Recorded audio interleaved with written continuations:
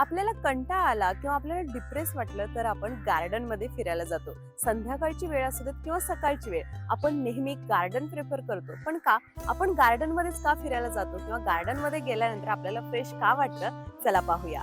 पहिलं म्हणजे ताणतणाव नाहीसा होतो. जेव्हा तुम्ही बागेत फिरायला जाता किंवा गार्डनमध्ये फिरायला जाता तेव्हा तिथल्या मोकळ्या हवेत चालल्यानं मन प्रसन्न होतं.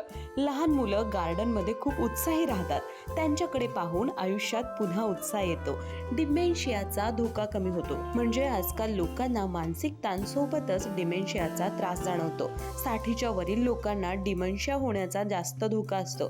काही संशोधनात असंही आढळलंय की लोक झाडं, फुलझाडं यांच्या जेव्हा सहवासात येतात तेव्हा त्यांचा हा रोग कमी होतो. लोकांचा एकटेपणा आणि निराशा कमी होते.